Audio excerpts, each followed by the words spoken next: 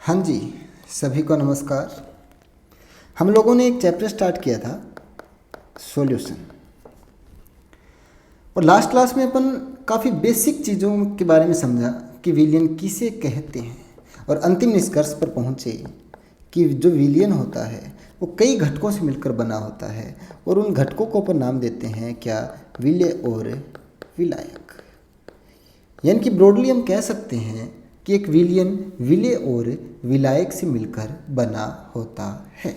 अब बहुत आसान सी बात है। आज हम पढ़ने वाले हैं बच्चों विलियनों की सांद्रता को व्यक्त करना।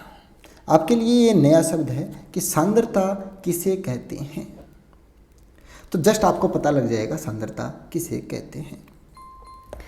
अगर मैं आपको शॉर्ट में समझाऊं तो मान लो आपके पास एक कंटेनर है, एक भगोना है, एक बर्तन है, इसमें चावल डला हुआ है।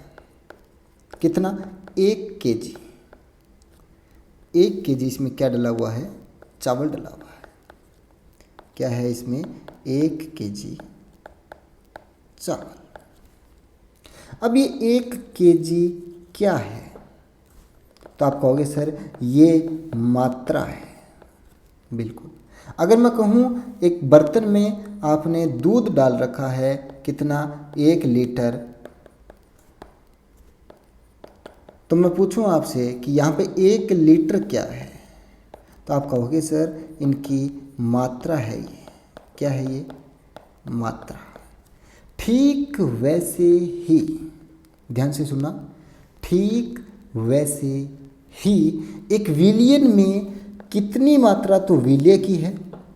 ध्यान से सुनना, ठीक वैसे ही एक विलियन में कितनी मात्रा विलेय की है और कितनी मात्रा विलायक की है। यही जो मात्रा होती है इसे ही कहते हैं अपन सांद्रता। और सांद्रता कई तरह की हो सकती है। सांद्रता में आप पढ़ोगे परसेंटेज W/W, आप पढ़ोगे परसेंटेज W/V, आप पढ़ोगे परसेंटेज V/V, आप पढ़ोगे ppm, आप पढ़ोगे क्या? मोलरता, आप पढ़ोगे नॉर्मलता, और आप पढ़ोगे फॉर्मलता। काफ़ी सारी चीज़ें। तो आप कहोगे, आप पूछ सकते हो कि सर यहाँ पे देखो 1 केजी चावल है, ठीक है, केजी को अपन मात्रा बोल सकते हैं, किलोग्राम एक तरह की मात्रा को प्रदर्शित करता है, लीटर भी यहाँ एक तरह की मात्रा को प्रदर्शित करता है, तो सांद्रता में कोई एक ही शब्द होना चाहिए ना। आपने तो काफ़ी सारे डाल दिए कि ये सांद्रता इकाई, एक ये वाली, ये वाली, ये वाली, और भी आपने बता दी जो लिखी भी नहीं। ये वैसे ही है बच्चों, जैसे आप केजी को कितने भागों में लिख सकते हो? 1 किलोग्राम, 1000 ग्राम, तोड़ तोड़ के लिख सकते हो ना। भार को भी कई हिस्सों में तोड़ तोड़ के लिख सकते हो। वैसे ही एक विलियन में विलेय और विलायक की आपस में तुलनात्मक अध्ययन करके आप इनकी सांद्रता बना सकते हो अलग अलग। विलेय की विलायक की तुलना में, विलेय की विलियन की तुलना में, विलायक की विलेय की तुलना में, विलायक की विलियन की तुलना में। तो ऐसे तुलना कर करके आपने क्या बना ली? सांद्रता इकाइयाँ बना ली। बात समझ में आई क्या? अरे बात समझ में आई क्या? यानी कि मैं कह सकता हूँ क्या, सांद्रता पद अगर मैं हेडिंग लगाऊं, हेडिंग मैं क्या लगाऊं, आप लगाओ, सांद्रता पद या सांद्रता इकाइयाँ। अगर मैं ये हेडिंग लगाऊं तो क्या मैं इसमें लिख सकता हूँ ये कि विलियन में उपस्थित विभिन्न घटकों का मापन, क्या? विलियन में उपस्थित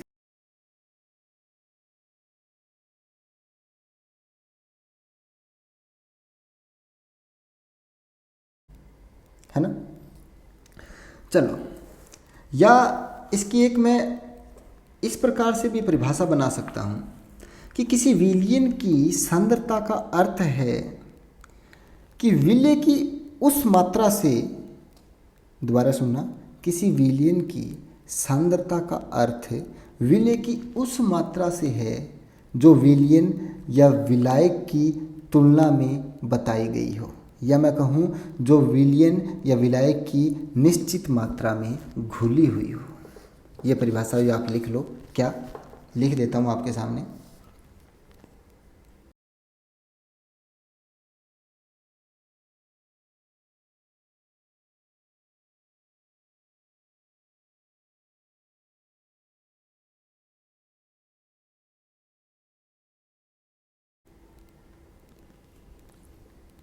क्या लिखा मैंने कि किसी विलयन की सांद्रता से अर्थ विलय की उस मात्रा से है जो विलयन या विलायक की निश्चित मात्रा में घुली हो।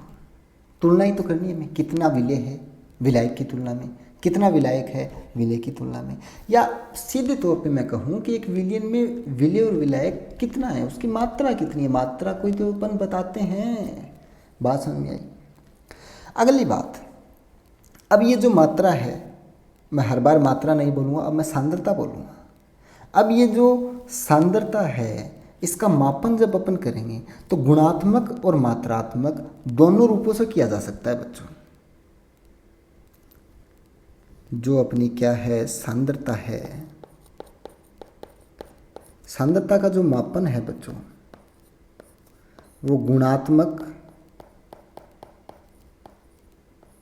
और मात्रात्मक दोनों रूपों से किया जा सकता है। गुणात्मक का मतलब डायरेक्ट बता दूं मैं। मान लो गुणात्मक, अब देखो वैसे आपको अगर याद ना रहना मात्रात्मक को गुणात्मक कैसे होते हैं। मात्रात्मक तो आप समझते हो, सीधी मात्रा, डायरेक्ट आपको वैल्यू बतानी कि इतनी ही वैल्यू है। जैसे मैं कहूँ ए एक व्यक्ति है, ए और एक व्यक्ति है बी। बी की हाइट 1 मीटर है और ए की हाइट 10 मीटर है। तो बताओ ए बी की तुलना में कितना गुना बड़ा है। तो मैं डायरेक्ट कहूँगा 10 गुना बड़ा है। 10 गुना बड़ा है, ना कि इसकी कोई ये 10 गुना बड़ा होने का मतलब मैंने ये नहीं बताई कि इसकी हाइट कितनी है, नहीं, मैंने सिर्फ तुलना करके बताई कि बी की तुलना में 10 गुना बड़ा है। या मैं ऐसे कह लो इसकी 2 मीटर है बी की हाइट और इसकी 10 मीटर है, तो अब कितने गुना हो जाएगी। तब मैं कहूँगा कि ए की हाइट बी की तुलना में 5 गुना है। 5 कोई हाइट नहीं है, लेकिन 5 गुना है। इसे कहते हैं मोटा मोटी बताना तुलना करके, गुणात्मक रूप से। और मात्रात्मक मतलब एक्चुअल वैल्यू बताना। जैसे मैं कहूँ ए की हाइट तो 10 मीटर है और बी की हाइट 2 मीटर है। ये है मात्रात्मक, यानी कि एक्चुअल वैल्यू बताना। तो आपको बात समझ में आई थोड़ी सी, गुणात्मक और मात्रात्मक। गुणात्मक मतलब डायरेक्ट गुणा करके बताना, मोटा मोटी बताना। तो जो सांद्रता का मापन है वो अपन 2 तरीके से कर सकते हैं। कैसे कैसे, एक तो गुणात्मक रूप से और एक है मात्रात्मक रूप से। तो सवाल उठता है, हाइट के केस में तो आपने कर दिया, लेकिन सांद्रता के केस में कैसे करोगे। तो सांद्रता के केस में देखो, मैं गुणात्मक रूप से ऐसे बोल सकता हूँ ना कि ये विलयन सांद्र विलयन है और ये विलयन तनु विलयन है। यानी कि मैं सांद्र विलयन और तनु विलयन के रूप में बता सकता हूँ मोटा मोटी। अरे गुणात्मक का मतलब मोटा मोटी बताना कि कितना विलय है, कितना विलायक है। सांद्र विलयन का मतलब मैंने आपको पिछली क्लास में बताया था। सांद्र मतलब गाढ़ापन, जिसमें विलय बहुत ज़्यादा हो। तनु मतलब जिसमें विलायक बहुत ज़्यादा हो, या उल्टा कहूँ तो विलय बहुत कम हो, उसे तनु विलयन कहेंगे। तो ये तो गुणात्मकता हो गई। अपने को मोटा मोटी हिसाब किताब हो गया कि इतना है, लेकिन फिक्स वैल्यू नहीं पता। फिक्स वैल्यू कैसे पता लगेगी, तो मात्रात्मक जब मापन करेंगे तब लगेगी, एक्चुअल फिक्स वैल्यू, है ना। तो आप लिखो, क्या नोट लगा के लिखो नेक्स्ट पेज पे।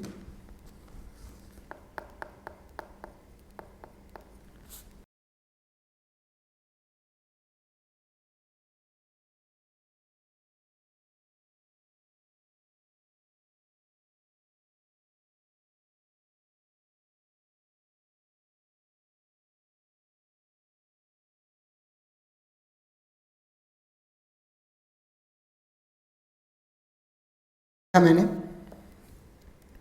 कि सांद्रता का मापन गुणात्मक और मात्रात्मक दोनों रूपों में किया जाता है। बिल्कुल बात आपको समझा चुका हूँ मैं। गुणात्मक रूप का मतलब मोटा मोटी बताना, यानी कि तनु विलयन और सांद्र विलयन। के रूप में किया जाता है। नोट्स बनाते चलो बच्चों, एक एक बात अपन लिखते चलेंगे, एनसीईआरटी की कोई भी बात अपन नहीं छोड़ेंगे। अब मात्रात्मक मापन कैसे किया जाता है? सांद्रता का मात्रात्मक मापन किस प्रकार से किया जाता है? तो हेडिंग लगा लो, मात्रात्मक मापन निम्न प्रकार से, या डायरेक्ट लिख लो मात्रात्मक मापन।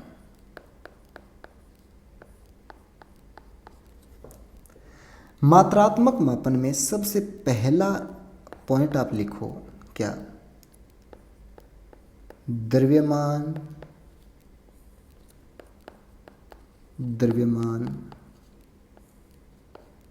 प्रतिशत। द्रव्यमान प्रतिशत। तो अगर सिंपलेस्ट लैंग्वेज में अगर मैं कहूँ तो मैं कहूँगा कि 100 ग्राम विलियन में 100 ग्राम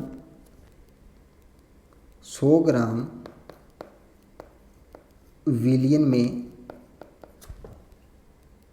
100 ग्राम विलियन में उपस्थित, ध्यान से सुनना, 100 ग्राम विलियन में उपस्थित विलेय की ग्रामों में मात्रा, विलेय की ग्राम में मात्रा, इसे ही कहते हैं क्या? द्रव्यमान प्रतिशत। एग्जाम्पल से समझाता हूँ आपको। मान लो आपको एग्जाम्पल दिया गया है, हाँ, मान लो एक कोई बोतल है, ठीक है। आप जब लैब में जाओगे तो ऐसी काफ़ी सारी बोतलें आपको देखने को मिलेगी। मान लो ये एक बोतल बना दी, ठीक है, और इस बोतल पर लिखा गया है क्या? इस पे लिखा गया है 5% W/W NaCl। इसका मतलब क्या होगा? इसका मतलब होगा 5 ग्राम NaCl 100 ग्राम विलियन में उपस्थित है। 100 ग्राम विलियन में उपस्थित है। 5 ग्राम NaCl 100 ग्राम विलियन में उपस्थित है। अब देखो, विलियन बना होता है बच्चों किससे? विलेय और विलायक से, यही बात है। कितने ग्राम विलियन में? 100 ग्राम विलियन में। बहुत बढ़िया।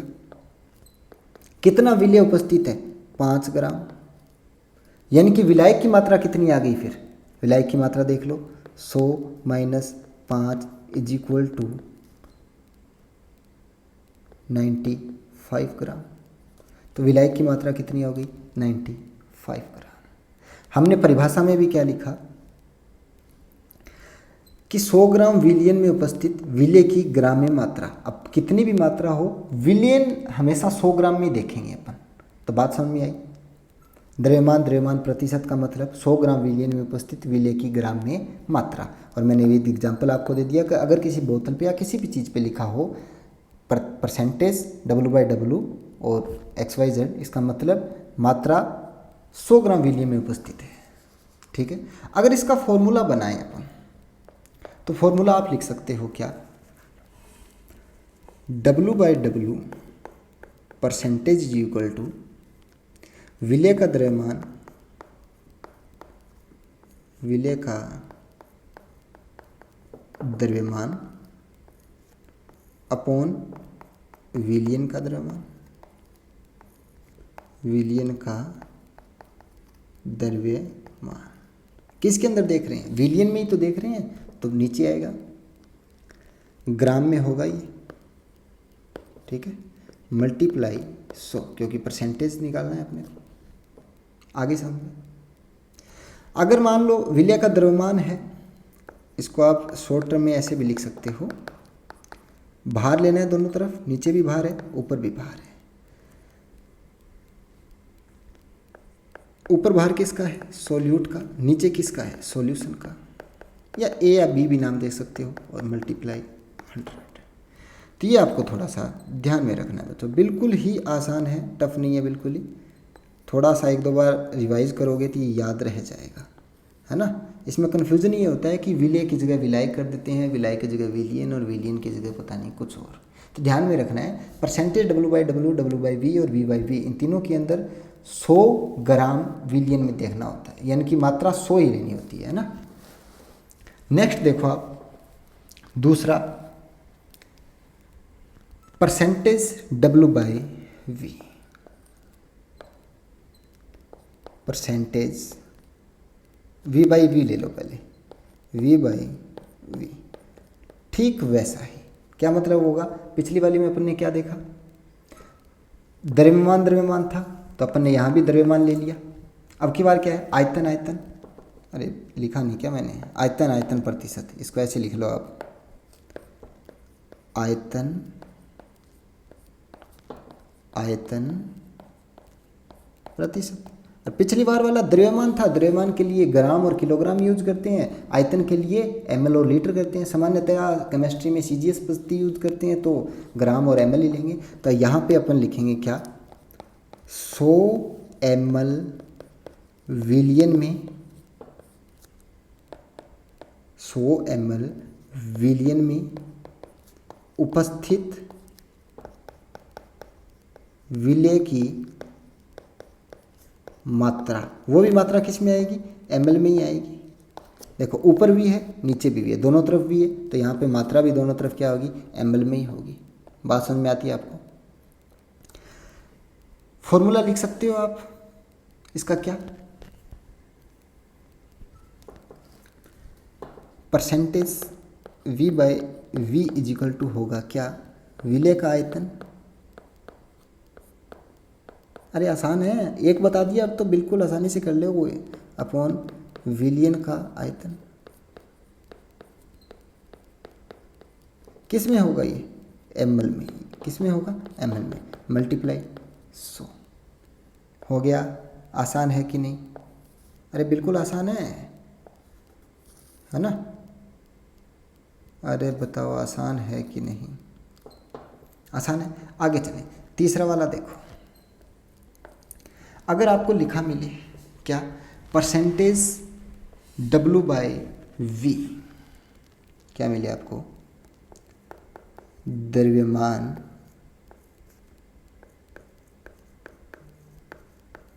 आयतन प्रतिशत, यानी कि W/V।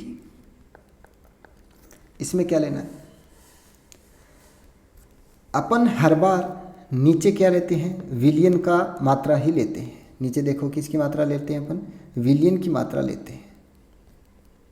यहाँ पे देखो विलियन की मात्रा ली है, यहाँ पर भी विलियन की मात्रा, ये देखो विलियन की मात्रा और विलियन की मात्रा, ठीक है। यहाँ नीचे क्या है, V है, यानी कि नीचे वाली क्या लेनी है, आयतनी मात्रा लेनी है, ऊपर वाली भार में मात्रा लेनी है।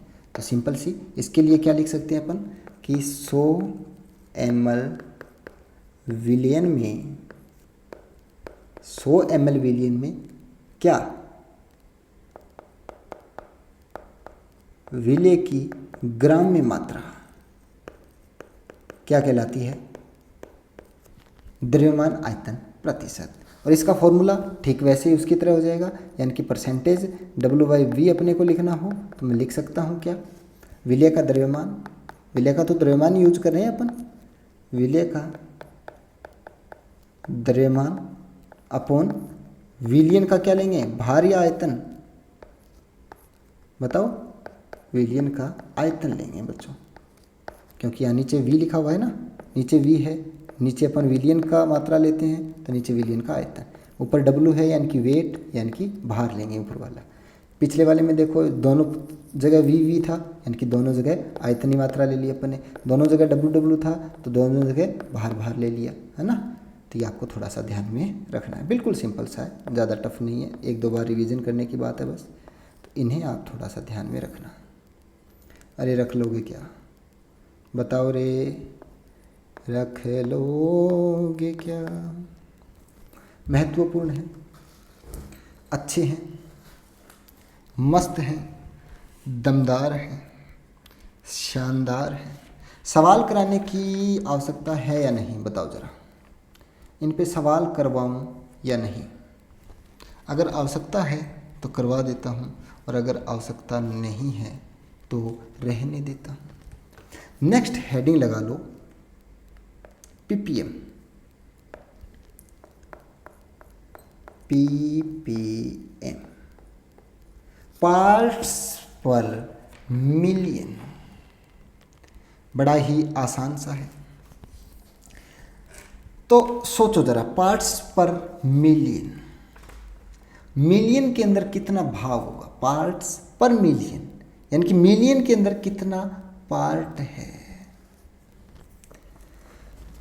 अगर इसी की मैं परिभाषा बनाऊं तो मैं लिख सकता हूं क्या, कि किसी विलीय पदार्थ के भार भागों की वह संख्या जो किसी विलियन के 10⁶ यानी कि 1 मिलियन यानी कि 10 लाख भार भागों में उपस्थित हो।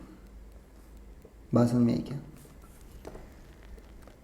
लिख देता हूं मैं, 10⁶ ये होता है 10 लाख। 10 लाख भाग विलियन में विलेय की मात्रा।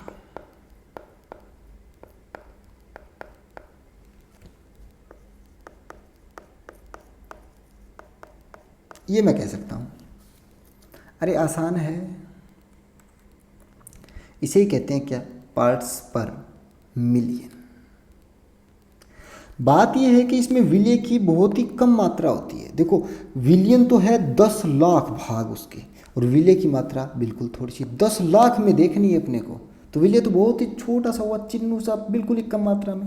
तो इसमें ये महत्वपूर्ण बात है कि इसमें विलेय की मात्रा क्या होती है? बहुत ही कम होती है। तो ये बात है ना, आप नोट कर लो। इसमें क्या होती है? विलेय की मात्रा कम होती है बच्चों, है ना। बोले कि सर इनकी यूज क्या है? इतनी कम मात्रा कहाँ यूज करते हैं अपन? क्या उपयोग क्या है इसका? देखो बच्चों, आप जब आपके माता पिता खेतों में जाते हैं, अन्यथा नहीं जाते, तो आप उनमें देख लेना, जो ये एग्रीकल्चर की दुकानें होती हैं ना, जिसपे खाद बीज और स्प्रे वगैरह मिलता है खेतों में छिड़कने के लिए, तो उन पे देखना, उनकी बोतलों पे लिखा होगा पीपीएम में मात्रा होगी उन पे। ज़्यादातर जो जहर की मात्रा होती है, जिनमें खेतों में छिड़काव वगैरह किया जाता है ना, खरपतवार नष्ट करने के लिए, तो ऐसी जो जहर होता है उन पे ये मात्रा होती है। तो जहर की बहुत ज़्यादा मात्रा उपयोग नहीं करते। बहुत ज़्यादा मात्रा उपयोग करने से तो क्या है, काफ़ी ज़्यादा डैमेज हो जाएगा। हल्की सी मात्रा यूज करते हैं, तो वहाँ पे आपको पीपीएम की मात्रा लिखी हुई मिलेगी, और वो मात्रा बताएगी आपको कि कितना इसमें जहर है। और भी यूज होती है, जैसे जल की कठोरता है।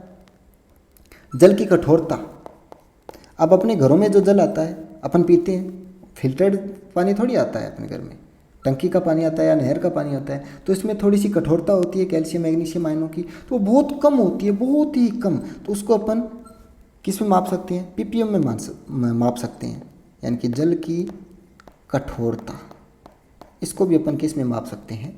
पीपीएम में मापते हैं, ठीक है। और वायु प्रदूषण या जल में CO2, जल में क्लोरीन गैस शुद्धता के लिए, इसकी मात्रा भी किस में आती है? पीपीएम में, है ना। तो ये एग्जाम्पल्स हैं, काफ़ी सारे एग्जाम्पल हैं।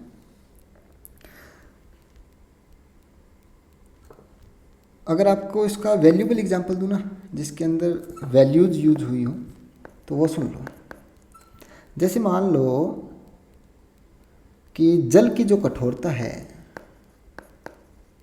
जल की जो कठोरता है, वो मान लो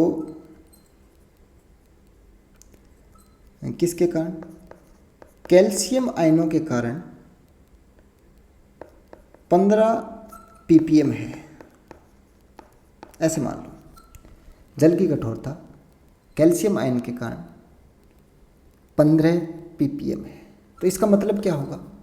इसका मतलब होगा कि 15 ग्राम कैल्शियम 10 लाख, केवल 15 ग्राम 10 लाख ग्राम जल में है। 10 लाख ग्राम का मतलब कितना हो गया? 10⁶ है। मैथ करो थोड़ा सा।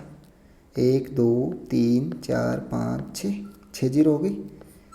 ये ग्राम है, इसको किलोग्राम में बदलो तो 1000 का भाग, यानी कि 1000 किलो, यानी कि कम से कम 1000 लीटर हो गया। ये क्या हो गया? 1000 लीटर, यानी कि 15 ग्राम कैल्शियम की मात्रा 1000 लीटर पानी में है। 15 ग्राम कितना सा होता है? बिल्कुल हल्का सा, थोड़ा सा होता है, चीनिया सा, आपकी दोनों उंगलियों के बीच में आ जाएगा, जिसे चिमठी बोलते हैं, उसमें ही आ जाएगा, बिल्कुल चीनिया सा। तो ये बहुत ही कम मात्रा होती है। पीपीएम ऐसे बहुत ही सूक्ष्म मात्रा होती है ना, उनको मापने के लिए प्रयोग में लाया जाता है। तो बात समझ में आई क्या? ऐसे पीपीबी भी होता है, पार्ट्स पर बिलियन, 10⁹ में, है ना। तो ये बस आपको थोड़ा सा ध्यान में रखना है। इंपॉर्टेंट बात इसमें क्या है कि पीपीएम किसे कहते हैं? किसे कहते हैं? 10⁶ लाख भाग विलियन में विलय का जो भाग होगा, वो विलय का जो हिस्सा होगा, 10 लाख भाग 10 लाख विलियन में, या 10 लाख भाग विलियन में जो विलय की हिस्सेदारी होगी, इसे कहेंगे क्या? पीपीएम। बात समझ में आती है? कोई दिक्कत वाली बात नहीं है। अगला वाला है बच्चों क्या? मोल अंश। अगला वाला क्या है? मोल अंश। ये थोड़ा सा महत्वपूर्ण है, इसका मैं बार बार यूज करूंगा। मोल अंश बिल्कुल आसान है। अब आपने 11th क्लास में मोल के बारे में तो पढ़ रखा होगा, मोल किसे कहते हैं। अगर नहीं पढ़ रखा तो मैं आपको थोड़ा सा शॉर्ट के अंदर बता दूं। मोल होती है मापन इकाई। क्या है? एक तरह की मापन इकाई, बहुत ही सूक्ष्म मापन इकाई है मोल। भार के रूप में, आयतन के रूप में और संख्याओं के रूप में, तीनों ही रूपों में अपन मोल को ज्ञात कर सकते हैं। ऐसा कैसे हो सकता है? ऐसा कैसे होता है? संख्या, भार और आयतनी, ये तीनों इकाइयाँ एक दूसरे में कैसे इंटरचेंज हो सकती है? तो ये मैं कभी आपको 11th क्लास का मेरा चैप्टर पढ़ना आप, मोल, उसमें मैं आपको सिखाऊंगा कि किस प्रकार अपन इनको कोरिलेटेड कर पाते हैं। लेकिन एक बार के लिए आपको अगर याद नहीं है तो मोल के 3 सूत्र अपन पढ़ते हैं, 3 जनरल फॉर्मूला, उनको आप ध्यान में होना चाहिए। मैं आपको लिख देता हूँ।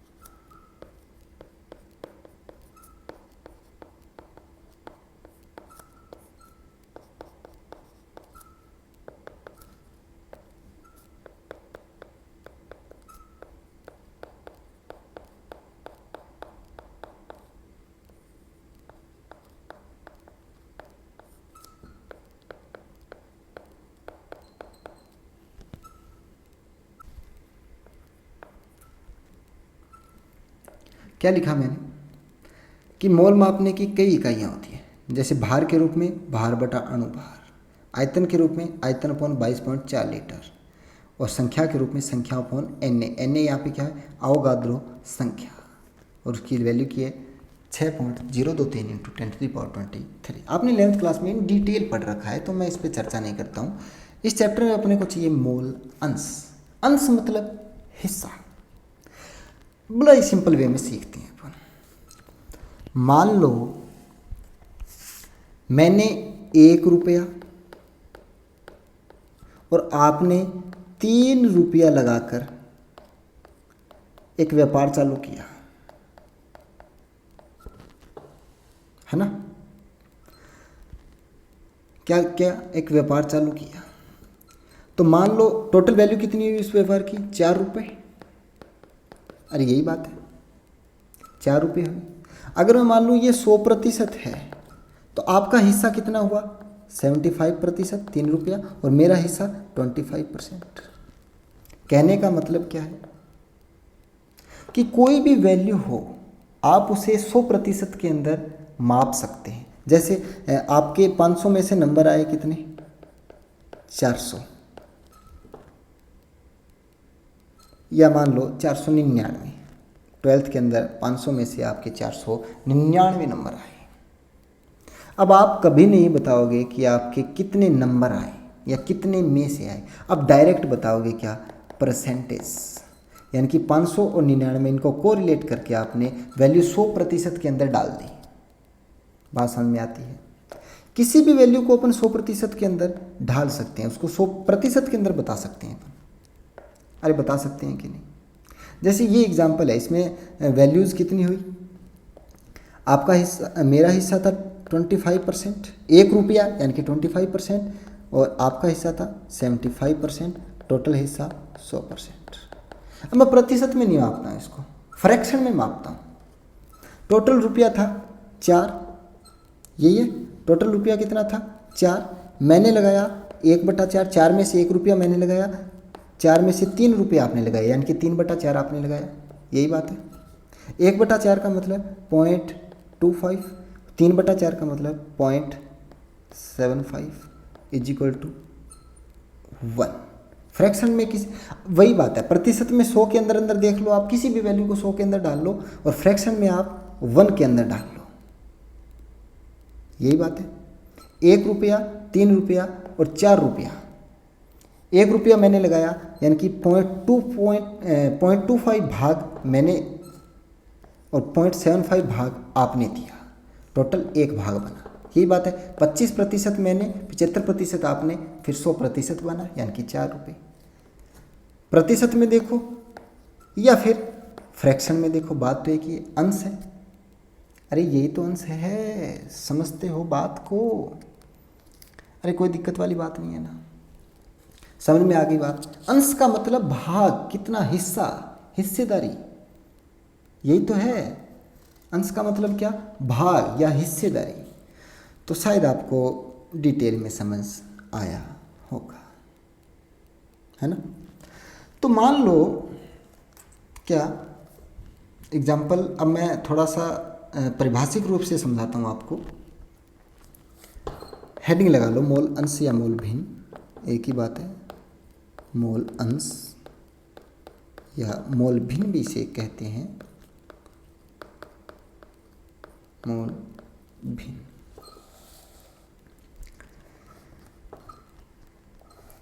तो मोल भिन्न के बारे में मान लो एक द्विअंगी विलयन है।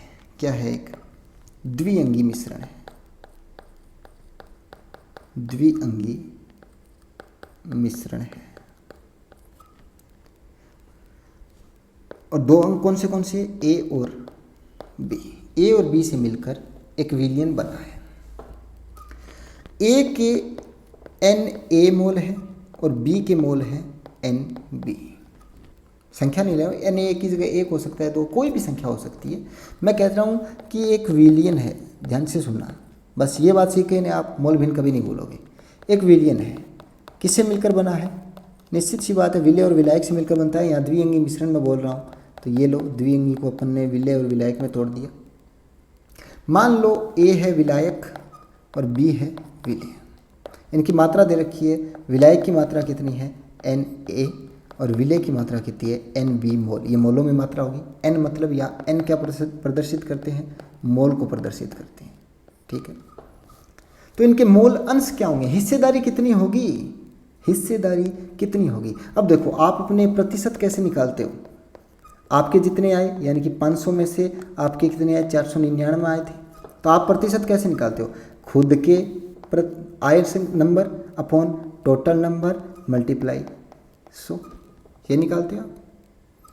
खुद के number upon total number multiply 100। प्रतिशत में निकालना हो तो ऐसे निकालते हो आप। अरे ऐसे ही निकालते हो कि नहीं, बता दो भैया। ऐसे ही निकालते हो, चलो। और अगर वैसे डायरेक्ट निकालना हो फ्रैक्शन में, तो 100 को मल्टीप्लाई मत करो, परसेंटेज में नहीं आएगा, फ्रैक्शन में आ जाएगा डायरेक्ट। तो देखो, अगर मान लो मोल अंश निकालना है विलेय का,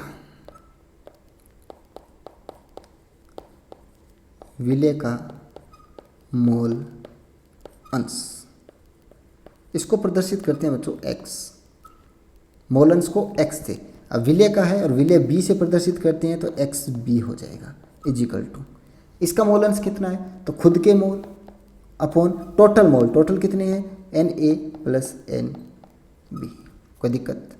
इसी प्रकार मैं निकाल सकता हूँ यहाँ से विलायक का मोल अंश, अरे आसान है, समझ चुके हो आप। तो कैसे, विलायक के मोल कितने हैं Na, टोटल मोल कितने हैं Na अपॉन प्लस Nb। बात समझ में आई क्या? अरे बात समझ में आई क्या? कोई दिक्कत वाली बात है नहीं। अब एक छोटी सी बात और सीखो आप, क्या कि किसी भी वैल्यू को 100% में डाल सकते हैं या फिर किसी भी वैल्यू को एक के अंदर अंदर फ्रैक्शन में एक के अंदर अंदर समेट सकते हैं या किसी भी वैल्यू को 100% के अंदर अंदर समेट सकते हैं। तो कितना भी जोड़ हो, मान लो आपके 499 नंबर जो 500 में से आए थे उनमें मान लो 100 नंबर मैथ में, 100 नंबर फिजिक्स में, 100 नंबर केमिस्ट्री में, 100 नंबर ही हिंदी में और 99 नंबर इंग्लिश में आए हैं, है ना। तो हिस्सेदारी हो जाएगी इनकी खुद की, और टोटल मिला के या तो फ्रैक्शन में अंश निकाल लो या फिर 100%। ये टोटल 100% से अधिक कभी नहीं होंगे अगर प्रतिशत में निकाल रहे हो, ये प्रतिशत से अधिक कभी नहीं होते। आपने सुना है कभी किसी के 101% आया हो? कभी नहीं होता। तो वैसी बात है, सबको जोड़ो तो 100% से ऊपर कभी नहीं आएगा, अगर फ्रैक्शन में देखो तो 1 से ऊपर कभी नहीं आएगा। ठीक वैसा ही है ये। तो मैं कह सकता हूँ क्या, जीटा ए प्लस जीटा बी हमेशा कितना होगा, 1 के बराबर। अगर प्रतिशत में लिखो तो ये किसके बराबर होगा, 100% के बराबर। एक ही बात है, अगर प्रतिशत में लिखो तो 100% के बराबर, अन्यथा फ्रैक्शन में लिखो तो 1 के बराबर। हालांकि अपन कभी लिखते नहीं है प्रतिशत में इसको, तो आप लिखो मोल अंशों का जो योग होता है हमेशा किसके बराबर होगा, 1 के बराबर होगा। अगर ये बात आपको समझ में नहीं है तो आप कमेंट कर देना, मैं आपको फिर से समझा दूंगा। अरे बात समझ में आई आपको? आसान है ना। तो एक नोट लगा के एक बात लिख लो,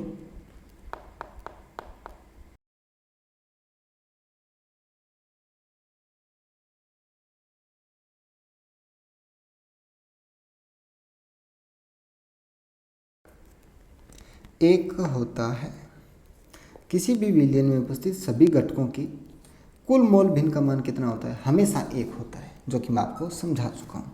आपके बोले हिंदी इंग्लिश 5 सब्जेक्ट हो, 10 सब्जेक्ट हो, कितने भी सब्जेक्ट हो, आप इनको काउंट कितनों में करोगे, सबको जोड़ जाड़ के 100% के अंदर अंदर आएगा, वो कभी उससे बाहर नहीं जाएगा। अब प्रतिशत में निकाल रहे हो, वहाँ फ्रैक्शन में निकाल लो, वो सब 1 के अंदर आएगा।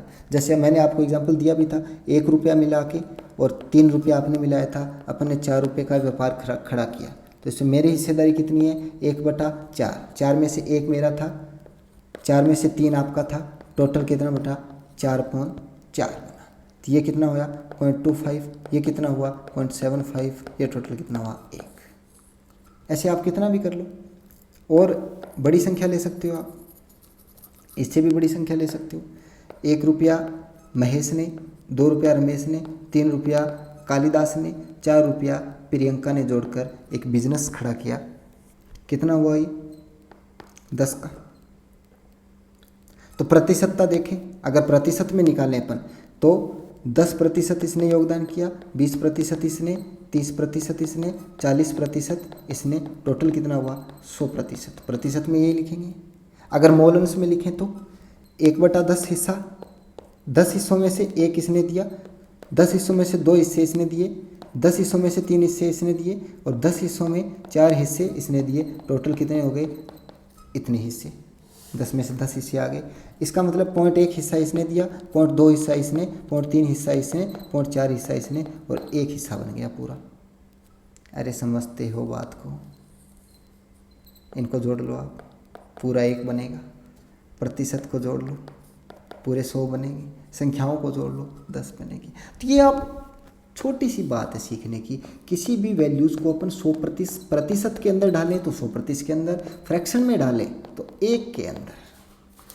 जब एक के अंदर डाल रही है, वही बात है। अगर मैं बोलूँ कि मोल अंशों का जो योग है वो 100% से अधिक नहीं होगा, तब तो आपको बात पचती है, क्योंकि प्रतिशत आप ज़्यादा यूज करते हो, फ्रैक्शन आप कम यूज करते हो। तो किसी भी मोल अंश का योग एक से ज़्यादा नहीं होगा, ये आप ध्यान में रखना। क्वेश्चंस के अंदर ये काम में आती है। ठीक है, नेक्स्ट अपन अगली जो सांद्रता इकाई है अपनी वो करेंगे बच्चों, कौन सी? मोललता या मोलरता। ठीक है, चलिए जी।